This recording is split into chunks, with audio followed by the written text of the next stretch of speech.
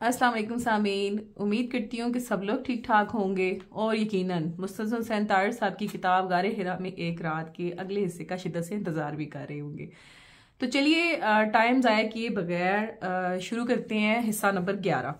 बहुत होंगे जिन्होंने इस गार के चप्पे चप्पे पर अपने होंठ सब्त किए होंगे, हर गोशे को अपने हाथों से छुआ होगा, पलकों से चूमा होगा। बहुत होंगे। बिला आखिर में सिमटता सिमटाता अपने आप को सुकेड़ता पीछे होता गया, और जब मेरे पांव तिप्ती थैले से जा छुए तो मैंने सुख का एक लंबा सांस लिया। मैं अपने नशिस्त पर सहन की जानिब रुख करके बैठने को था, अपनी कमीज शलवार पर से गार में रेंगने के बायस लग जाने वाली मिट्टी झाड़ने को था कि मैंने हाथ रोक लिया। कौन है जिसे ऐसे जरों की ज़िबाइश नसीब हुई हो, इसे रहने दो।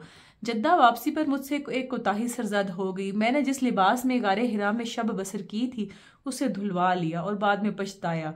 सलजूक के नसीब में जब पहली बार रोज़ा रसूल सल्लल्लाहु अलैहि वसल्लम के अंदर जाने और वहां कुछ देर ठहरने और गुलाब को छूने का शर्फ लिखा गया तो उसने भी बेदहानी में अपने लिबास को धुलवा लिया। और तब एक रफीक कार ने इसे सरजनिश की कि तुमने ये क्या किया, तुमने उस लिबास को धुलवा क्यों लिया जिसे रोज़ा रसूल सल्लल्लाहु अलैहि वसल्लम के अंदरून की हवा ने मस किया था, और उस पर गुलाब से छिड़ने वाली मिट्टी के कुछ जर्रे थे। जब उसे रोज़ा रसूल सल्लल्लाहु अलैहि वसल्लम के अंदर जाने का एक और मौका मिला तो फिर उसने लिबास तो क्या, वो टिश्यू पेपर भी जूं का दूं संभाल लिया जो उसकी जेब में था। जबले नूर के छप्पर पर, हिरा के सहन पर और गार की छत पर से निस्फ शब यकीनन गुजर चुकी थी।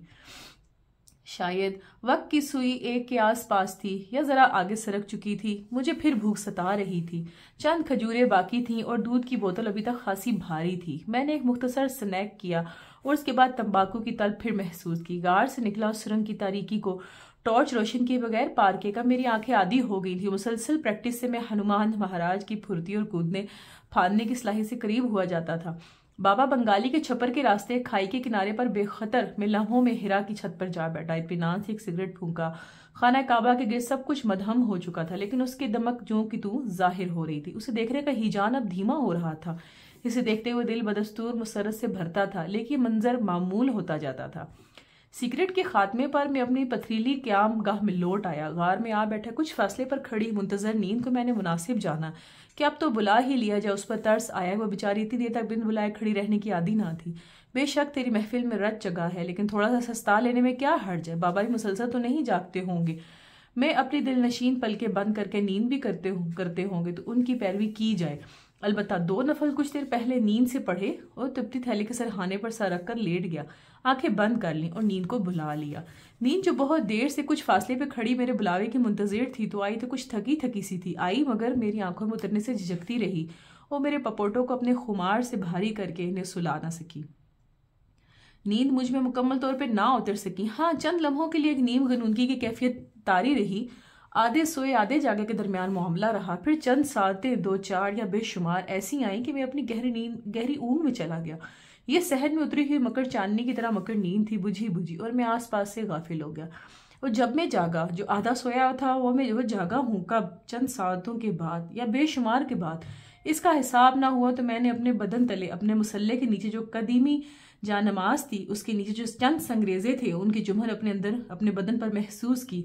और उस बदन पर चांदनी के कुछ जजीरे रोशन थे। ये क्या है? कहाँ से आ गए? तन अपना पुराना पापी है तो इस पापी समंदर में से नुमाया होने वाले ये जजीरे क्यों कर वजूद में आ गए? कसलमंदी से दाया हाथ सीधा करता हूँ तो एक चट्टान पर जा सब्त होता है। अपना बाया हाथ बुलंद करता हूँ तो एक खला में है। ऊपर नजर करता हूँ तो नीम तारीकी में एक पथरीला झुकाव है, और सामने देखता हूँ कि नाशनासा सी अजीब सी रोशनी में नहाया मुख्तसर सहन है।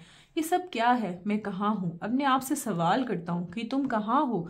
अपने बेडरूम में तो नहीं हूँ, तो फिर कहाँ हूँ? बहुत बार अपनी आवारगी के दिनों में और कोहे नवर्दी के दौरान मैंने अपने आप से यही सवाल पूछा है कि ये तुम कहाँ हो? एक सवेर जागा हूं तो उस ख्याल में मगन और कैद जागा हूं कि अपने बेडरूम में जागा हूं।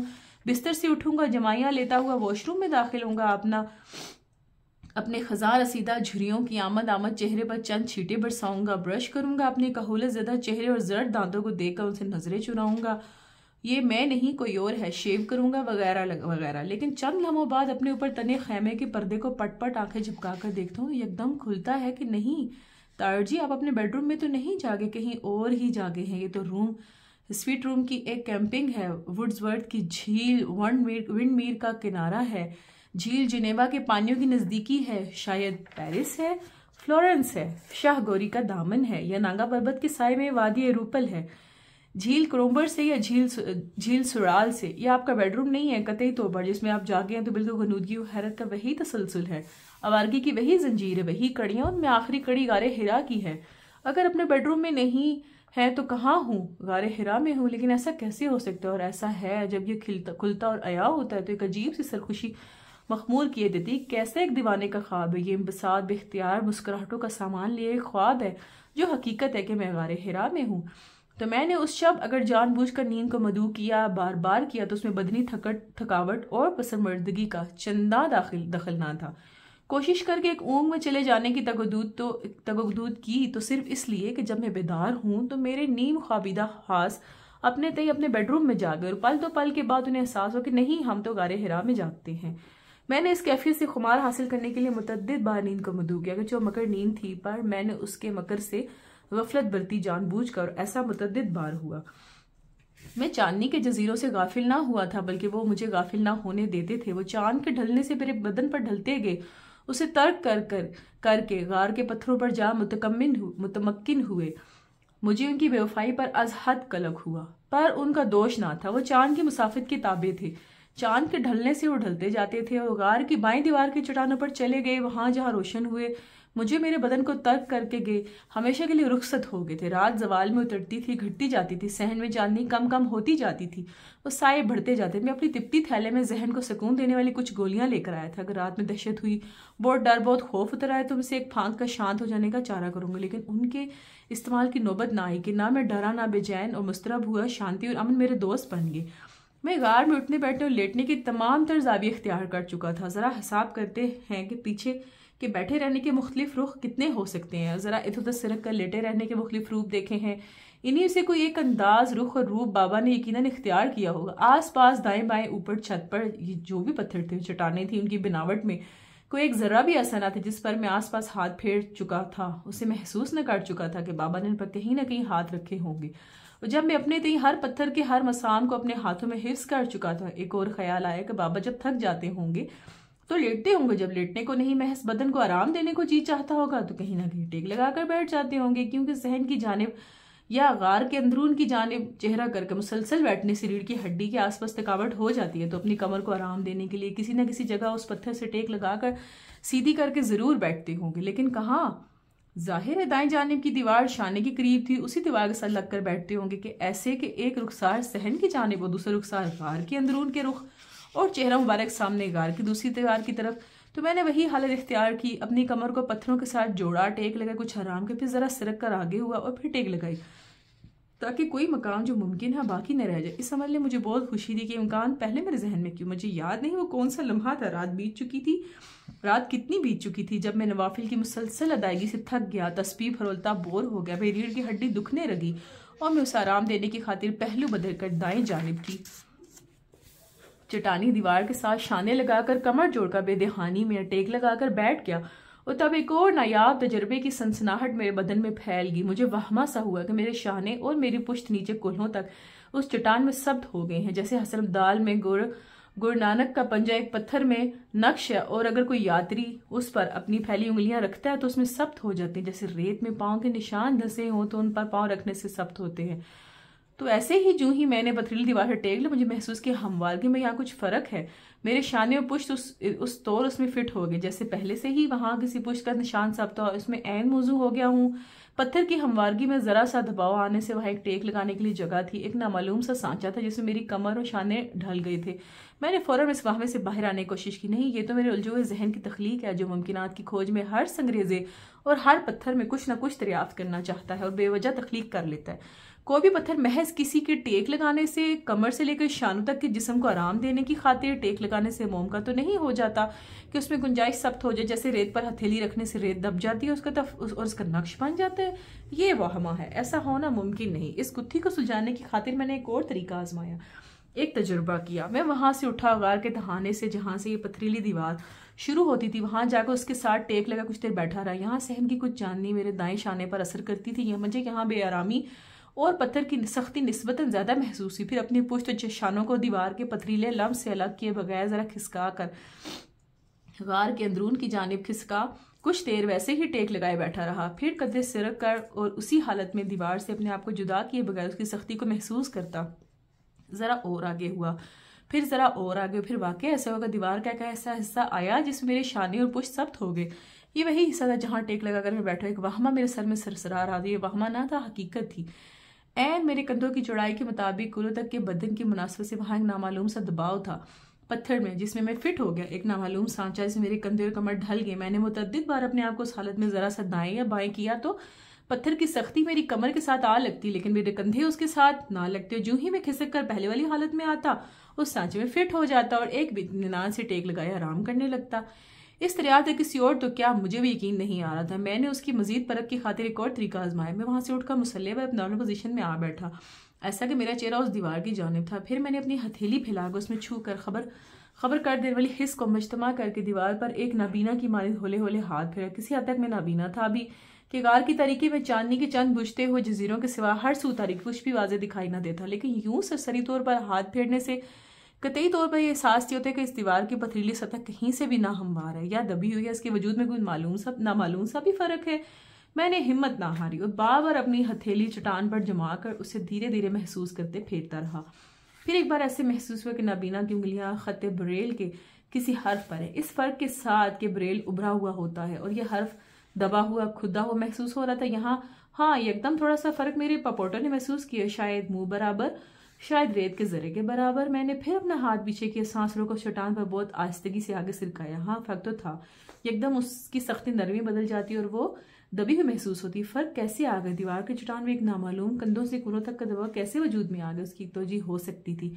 ये नहीं कि हिरा के गार के अव्वल मकीन मेरे बाबा थे, सिर्फ उन्होंने इस मकाम की दरियाफ्त किया, ताकि उनके जहन में जो सवाल थे कायनात और निज़ाम कुदरत उसको मुतहरिक करने वाली कुव्वत, मुतहरिक रखने वाली कुव्वत के बारे में उनके जवाबों की जुस्तजू की जा सके। नहीं, वो अव्वल मकीन नहीं थे।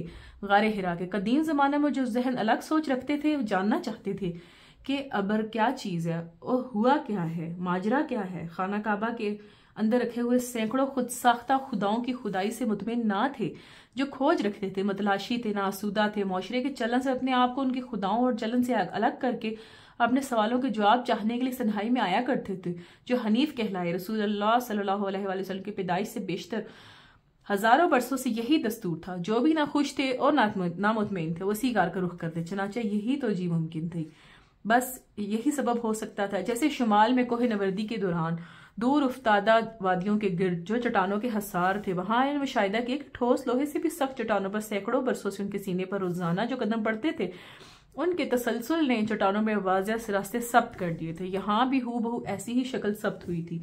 चाहे कितने हजारों बरसों से इस गार में आने वाले अनगिनत मतलाशी जब गयान देहान में गुम कभी थकावट का एहसास करते होंगे, तो जरा सा पहलू बदल कर नजदीक तरीन इसी मकाम से टेक लगाकर अपनी कमर को आराम देते होंगे। जैसे पत्थर पर पानी के कतरे मुसलसल गिरते रहें तो उसमें भी घाव जन्म ले लेता है। तो कुछ ऐसे ही कमर टेक का आराम करने वालों के हजारों बरस के तसलसल से इसी चट्टान में एक दबाव वजूद में आ गया था।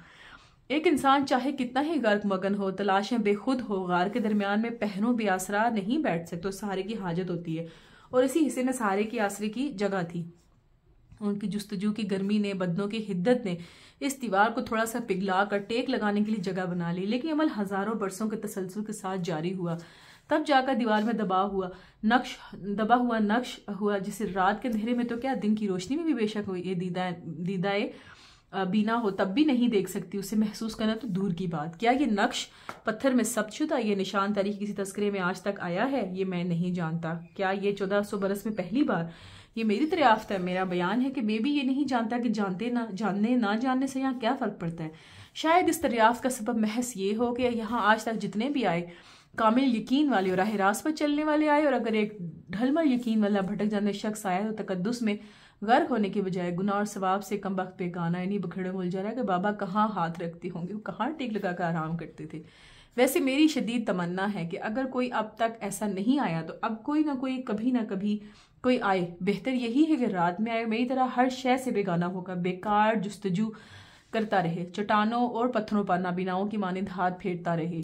कोई ऐसा आए जो मेरे बयान की तस्दीक करे। अगर चाहे मुझे ऐसी तस्दीक की चंदा हाजित नहीं कि मैं बाबा के घर के अंदर एक चट्टान में सब नामालूम नक्श को तख्लीक करने से तो रहा, महज एक सनसनी वजूद में लाने के लिए तो ऐसा करने से रहा। मेरे इस बयान से कहीं भी मुमकिनात सुलझे जहन का अमल दखल नहीं कि ये एक हल्फिया बयान है, ये तो एक तोजीह हुई। दूसरी तोजीह जो मेरे दिल को लगती है, बेशक बेसबब लगती है, ये भी तो हो सकती है कि मेरे बाबा ने अपने जुस्से को आराम देने की खातिर यहाँ टेक लगाई तो हम पत्थर मोम हो गए। जब मैं मुतमिन हो गया कि हाँ बेशक चट्टान में एक नक्श तबाह हो तो अपने शाने उस नक्श के सांचे में ढाले, टेक लगाए बैठा, लामोहाला वही ख्याल आया जो दिल के धड़कने का बार बार सबब बनता था। वही सवाल आया जिसने यहाँ इस मकाम पर आना था कि जहाँ मेरे शाने हैं यही बाबा के रोशन शाने भी आराम किया करते थे। जहाँ जहाँ मेरा बदा वजूद चट्टान के साथ लगा तो यही मतनासिब कसा हुआ महकता बदन भी छूता था। यूं तो गारे हिरा का कौन सा पूर है, कौन सा मसान ऐसा जिस पर बाबा के हाथ सब ना हुए हों, उनके बदन की कुर्बत में ना रहा हो, लेकिन ये गोशा चट्टान में सब शुदा नामालूम सा दवा ऐसा था कि जिसके हिस्से में उनका लफ्ज जुड़ा हुआ था। ऐसे कि अगर मैं दिग्दा नाबीना रखता, एहसास की मिराज कहल होता, तो जहां मेरे शाने लगे थे वहां उनके शानों के दरमियान जो मोहर थी, से देखकर सलमान फारसी ईमान लाए थे, मैं उस मोहर को भी अब शानों पर महसूस कर लेता। मैं अपने शानों में उनके शानों की हिद्दत महसूस करता। हाथ सीने पर बांधे उस गहब अंधेरे में बैठा, कुछ नहीं, बहुत दीवाना सा हो गया, मुस्कुराने लगा। मेरे अंदर तफाखर का जज्बा जागा कि ये जो मैं हूँ, मैंने मकाम दरियाफ्त कर लिया, मैं हूँ। लेकिन ये दीवानगी फौरन ही पानी के बुलबुल की तरह बैठ गई। मेरे हाथ तो सीने पर बंधे हुए थे, तो मैंने रब काबा से माजरत की कि उसका घर मेरे बाएं रुखसार की जानिब गार के आखिरी शगाफ की जानिब था, मेरा रुख सामने की दीवार की जानिब था। लेकिन मैंने शर्मिंदगी इकरार की और दरियाफ्त के इस तकब्बुर तफाखर के लिए तहदील से माफ़ी का ख्वास्तगार हुआ। वैसे उस मकाम पर शायद थोड़ा तकब्बुर कर लेना भी कुछ बुरा ना था। इस हिसाब किताब से मैं तो जी हाथ में बहुत देर तक उलझा रहा, शगाफा में से उतरती चांदनी के धब्बों से फिर गाफिल हो गया। वो गार के फर्श से रुखसत होकर अब गार की दीवारों पर ठहरे हुए थे। चांदनी के ये जजीरे मेरी आर्जी गफलत के दौरान अपने मकाम बदल कर आगे हो चुके थे। जैसे जैसे रात आगे जागती थी वैसे वैसे वो सरकते जाते थे। सफर में थे और मैं वहीं टेक लगाए सहरजदा चांदनी को जजीरों को तकता रहा, जो अंदरून की तारीकी में सफर अगरचे आहिस्ता आहिस्ता मगर करते तो थे।